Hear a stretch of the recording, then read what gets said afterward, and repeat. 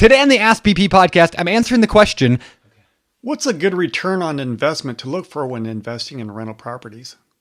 Stay tuned. You're listening to another BiggerPockets Ask BP podcast, where you'll hear short, direct answers to your biggest real estate questions. Submit your question today on Facebook, Twitter, or the BiggerPockets forums by using hashtag AskBP. And don't forget to pick up your copy of the Ultimate Beginner's Guide to Real Estate Investing and other great content when you sign up for your free account at BiggerPockets.com. With that, let's get to the show.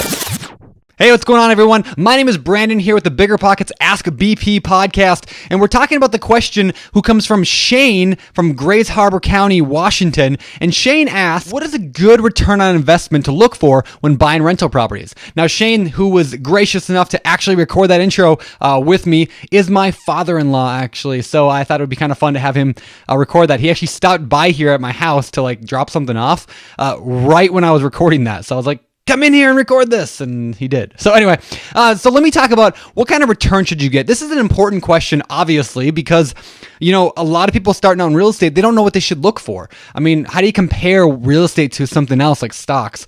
And first of all, what do I even mean by return? What does return on investment mean? If you're not sure about that, let's cover that first. So if I were to have $100 and I were to invest it in something and make $10 back, that would be a 10% return. Normally, we look at return as spread out over a year. So, if I made that $10 over the course of 12 months, I'd say I earned an annual return of 10%. So you could have, 10, 15, 20,000, whatever. So the return is just a way of knowing how much money your money is making. So what kind of return should you expect with real estate? It's all over the board. A lot of people lose money on real estate. A lot of people make small returns. A lot of people make bigger returns. And it's really going to depend on what your strategy is. If you're flipping houses, you're likely going to make a lot higher return because you're a lot more involved in the process. If you're going to be, doing rental properties, it might be a little lower, but maybe not. I mean, who knows what you can get. So what should you expect? Well, first of all, I'm going to kind of focus a little bit on the idea of rental properties because that's a little more popular of a topic. And that's what I'm most passionate about. And that's what Shane, my father-in-law, is into. And so let's talk about that. So first of all, let me ask you this. What does the stock market get? What does the stock market average over time? Some guys like Dave Ramsey says that you can get 12% if you invest in certain mutual funds or whatever. And other people say you can get, I think over the last 100 years, I did a calculation earlier today. It said that the average over the last 100 years was 100 or 10, 11, something like 11%. According to thesimpledollar.com, they said you could probably get around 7% from the stock market. And then you got, deal with inflation and all that, and things lose value over time. But you're probably looking in the stock market on average between 7 and 10 or 7 and 12% over time. Now, you might have a year go 30% and you might have a year you lose 20% and then another year go up 10 and then down 5 and up 15. But over time, in the long buy and hold game of stocks, you typically get around between 7 and 12%. So the first thing I like to do when I'm looking at the return I want to get from real estate is I want to beat the stock market. I don't want to get just what the stock market can provide because, the stock market's easy. I just give my money to somebody and they take care of it. So why would I accept real estate? I don't want to go put my money in real estate if I'm going to get the same return that I could from stocks. At least I don't feel as inclined to because stocks is a lot less work. Why not get the same? If you're going to get the same return, might as well do less work, right? So the first thing I look at is that I want to get better than the stock market. But the question gets a little more complicated when I talk about real estate has different ways you can make money. There's actually 4 wealth generators with real estate that help produce a good return on investment. It's not just, one thing. It's 4 things. So let's talk about those 4 real quick. Number 1, cash flow. Cash flow is the extra money that comes in on the rental property.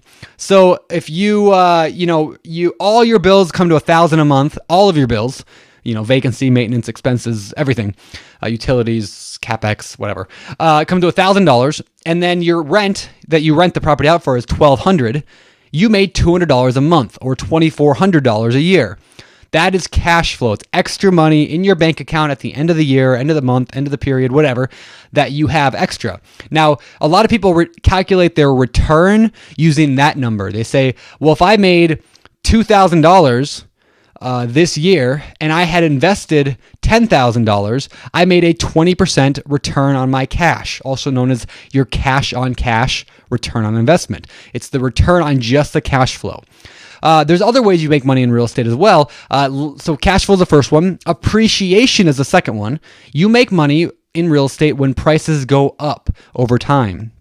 So, if the property was worth $50,000 when you bought it, and then 10 years later you sold it for $100,000, you just made an extra $50,000 during that time off just owning it. That's just appreciation. Now that should factor into your return on investment as well, because that definitely plays a part. However, you can't predict appreciation. We can't predict what the market's going to do. Is the market going to go up in value? I don't know. I hope so, but it doesn't always. I mean, generally over time it always has, but we can't predict the future. So I don't like to necessarily look too deeply at appreciation as I'm not going to buy a bad deal just hoping that appreciation bails me out, but it is one of the big wealth generators of real estate, one of the big four. So the first one was cash flow. The second one's appreciation. The third one is the tax benefits. When you own real estate, there are certain tax benefits to owning them. Not just the deductions, which there are a lot of deductions, but the income is taxed differently. And so let's say you made $50,000 from rental properties this year in cash flow. You made $50,000 in rental properties from your rental properties in cash flow. You also made, or let's say, your next door neighbor made $50,000 from his job. He works out at the plant. He made $50,000. Which of you has more money left at the end of the day? You with your $50,000 in rental properties, or your neighbor with his $50,000 in his job? Chances are you would have a lot more money at the end of the day because of the tax benefits that come with real estate. And I don't really have a lot of time to go into that now, but just understand there are some significant benefits. You don't have to pay certain, payroll taxes. You don't have to, there's depreciation, which helps offset a lot of the income. Now you have to pay that back eventually, but it's like tax benefits can help you quite a bit as well, and that can affect your return additionally. And then the fourth one is the loan pay down or amortization.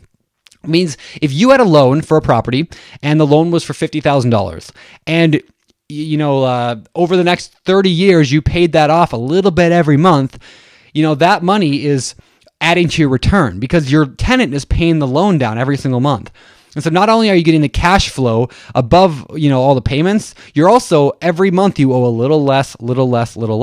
And so you could essentially, let's just say for, just hypothetically, you bought a property for $50,000. Nothing happened to the property. Like you had no cash flow at all. Every penny that went in came out. You had no cash flow. Also, the property never appreciated a penny. It never went up in value. It stayed at $50,000 for 30 years. And then third, you had no tax benefits, we'll say, for whatever reason, you got no tax benefits. If nothing else, if you broke even on the other three, at least every single month, the mortgage got paid down a little bit less. So you started at 50, and by the end of 30 years or 15 years or whatever your mortgage is, you're down to $0 owed on it, which means it's worth 50. Remember, we just said it hadn't dropped in value or raised in value, but it's still at 50,000 worth, and you owe $0. Your tenant paid the mortgage for all those years and all the expenses and everything.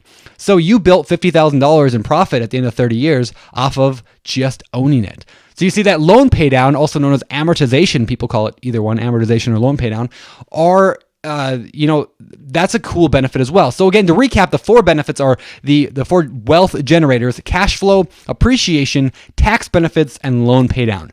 All of them combined produce your return on investment.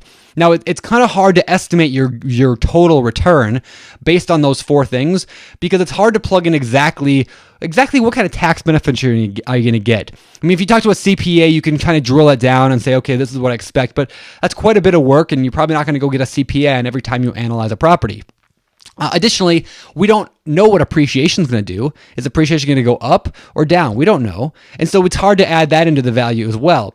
And so when you're trying to figure out what return on investment to get, here's how I do it. Now, this is not a rule that everyone has to do, but this is what I do.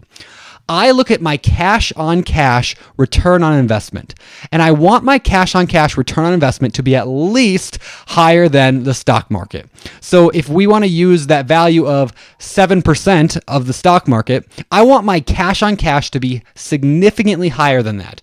And then I want to buy properties where I know there are tax benefits to buying it. I want to buy properties where I know that there are, the loan is getting paid down, so I'm going to use a mortgage. I want to buy a property where I know that appreciation is likely. I want to buy a property knowing that someday the property will hopefully go up in value, which means I'm buying in good locations that have a good potential. I'm not buying it based on appreciation, but I'm buying it hoping. You can kind of see the difference there. What I'm talking about is I'm not buying for appreciation, but I'm hoping for it. So again, I want a return on investment that's higher than the stock market. I typically like to say, just if you want a number, I want a cash on cash return of greater than 12%. Let's just say that. I mean, that's kind of what I want. You might have a different number. That's what I want.